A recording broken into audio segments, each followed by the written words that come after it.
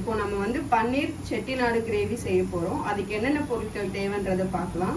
வெந்தயம் 1/4 ஸ்பூன், சோம்பு 1 ஸ்பூன், சீரகம் 1 ஸ்பூன், மிளகு 1 ஸ்பூன், பிரிஞ்சி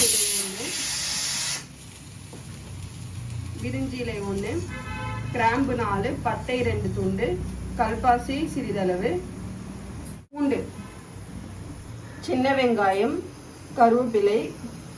இப்போ கடாய் ஆன் பண்ணி எண்ணெய் ஊற்றிக்கலாம். நல்லெண்ணெய் ஊற்றிக்கிறோம். நல்லெண்ணெய் ஊற்றிக்கலாம் கொஞ்சம்.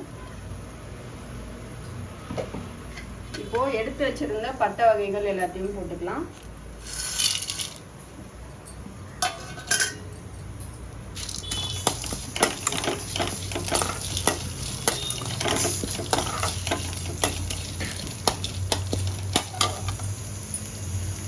கொஞ்சம் கருவேப்பிலை போட்டுக்கலாம்.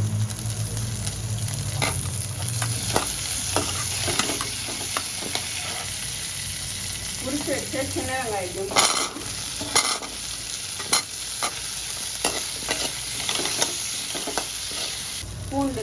பூண்டு ஒரு கைப்பிடி பூண்டு போட்டுக்கலாம். ஒரு 3 வரமிளகாய் போட்டுக்கலாம். கொஞ்சம் முந்திரி எடுத்து வச்சிருக்கோம், அதையும் போட்டுக்கலாம். தேங்காவை பல்ஸ் மோடில் போட்டு ஒன்றும் பாதியமாக அரைச்சி போட்டுக்கலாம்.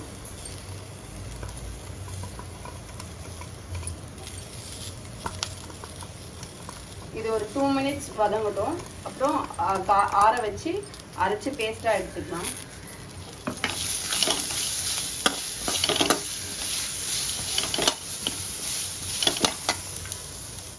பன்னீர் வந்து வார்ம் வாட்டரில் ஒரு 5 மினிட்ஸ் போட்டு எடுத்து வச்சுருக்கோம்.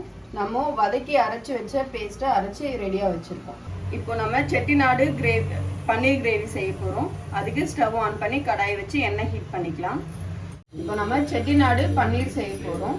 அதுக்கு கடாயை ஆன் பண்ணி எண்ணெய் ஊற்றிட்டு பூண்டை வந்து குட்டி குட்டியாக கட் பண்ணி ஆட் பண்ணிக்கலாம்.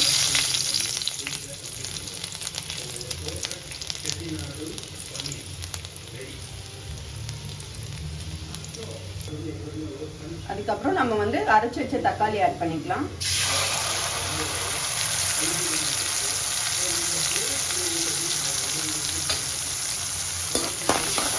கருவேப்பிலை போட்டுக்கலாம்.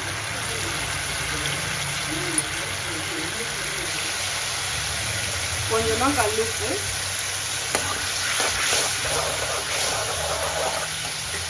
ஒரு 1/4 ஸ்பூன் தனியாத்தூள் போட்டுக்கோங்க.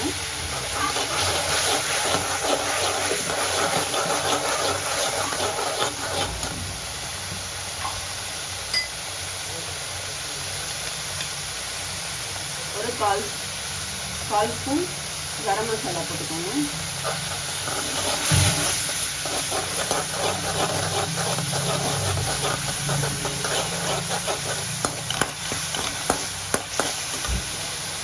கொஞ்சமாக தனி மிளகாய் தூள் போட்டுக்கோங்க, ஒரு 1/4 ஸ்பூன். வார்ம் வாட்டரில் போட்டு வச்சுருந்த பன்னீரை ஆட் பண்ணிக்கலாம். இப்போ வந்து வதக்கி அரைச்சி வச்ச பேஸ்ட்டை ஆட் பண்ணிக்கலாம்.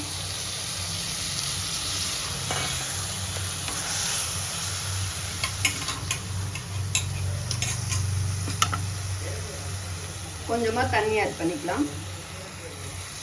நல்லா கொதிக்கிற ஸ்டேஜில் ஒரு தேங்காய் பால் எடுத்து அரைச்சி வச்சுருக்கோம், 1 கப்பு, அதை ஊற்றிக்கலாம்.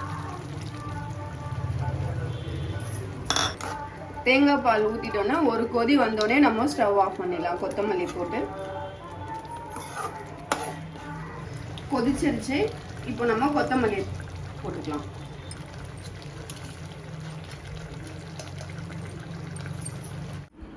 ஹாய் காய்ஸ், பார்த்தீங்கன்னா எங்கள் வீட்டில் இப்போ பன்னீர் மசாலா பண்ணியிருக்காங்க. நல்லா பன்னீர் வச்சு ஒரு அற்புதமான டிஷ்ஷு பாருங்க காய்ஸ்.